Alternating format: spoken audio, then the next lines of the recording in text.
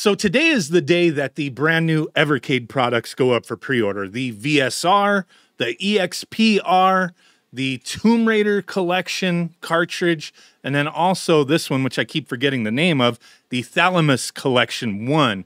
The cartridges are up for pre-order right now on Amazon. The console, the Tomb Raider Collection VSR and the exp-r currently are unavailable. They should be going live soon. I mean, the listings are live, but they just haven't gone up to be able to be pre-ordered on Amazon. They are in stock on Funstock. If you're in the UK, you can order from them if you're in the US or other countries as well. I've had good luck with them.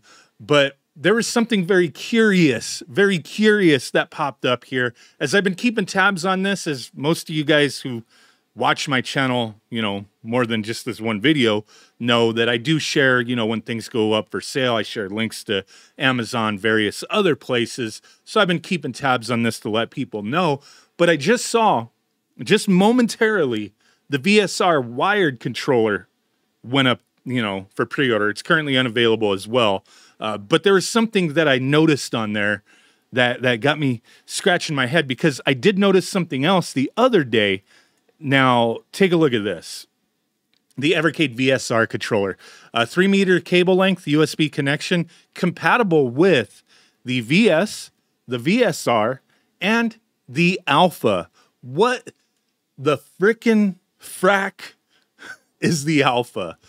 I'm just gonna assume it's another console. But they do have a little teaser page on the evercade.co.uk website, and I saw this the other day. Now, I have no information as far as what this is, and when and if Evercade does give me the heads up on specifically what it is. I can't share that until whatever embargo they put in place is up. So they should have some kind of announcement coming up soon, and we'll fully talk about it when that time comes. But right now, essentially, it's just speculation. What the hell is the Alpha? So obviously it's gonna have to be a console of some sort. What the heck are they gonna do though? Like, what is gonna be the appeal in my thought here? What with the VS, the VSR, you have all these Evercade cartridges. They could play, you know, Atari games, classic computer games, you know, NES, Super Nintendo, Sega Genesis, PlayStation 1, and Nintendo 64.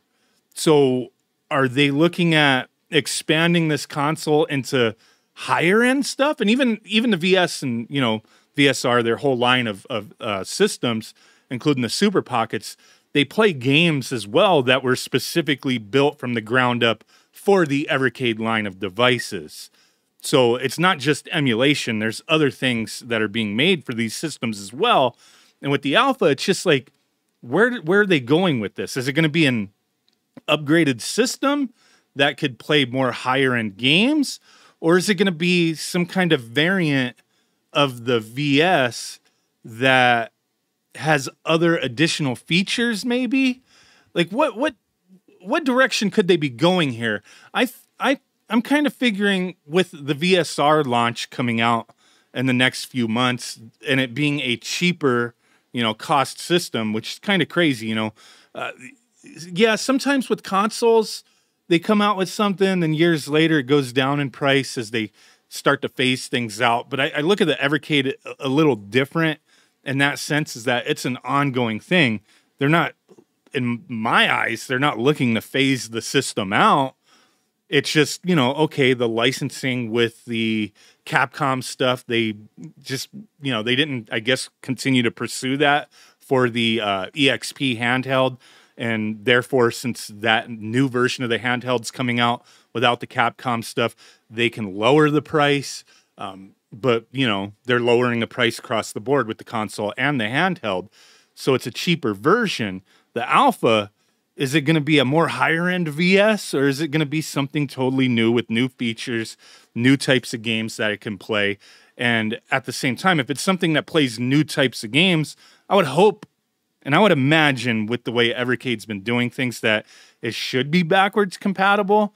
But I'm really curious to see what they're going to do here. I've been a big fan of the Evercade since, you know, it launched. Before it even launched, I was like scratching my head, seeing the website and kind of talking about things with it. And I've collected a lot of the cartridges. Not every single one of them do I care about. I'm just, you know, straight up honest. I'm not a crazy fanboy. I just really like what Evercade's doing, and I recognize not every game is going to be for me. Some people get a little annoyed when I don't like a cartridge, and they do. It's just, you know, everybody's got different tastes, you know. But I've overall had fun. I have a collection of like maybe 30 cartridges or so that I do play. I still play my system. I love this, and I love the idea of these guys putting out these systems and getting licenses to retro games, new stuff, getting indie developers on board, people who are, you know, porting things, building things for the, you know, ground up for the Evercade. I love it because, sure, a lot of these games you could play any which way you want, and that's fine. There's tons of different options. I know that Evercade's not for everybody, but I mean, at the same time, like if it's not for you, then cool, you just move on. Some people get a little crazy going, you know, talking crap, and that's fine too, I guess. But I just love the idea. New retro, you get that, you know, they put manuals and everything. They go all out with that whole physical package. And that's something I think a lot of us can appreciate.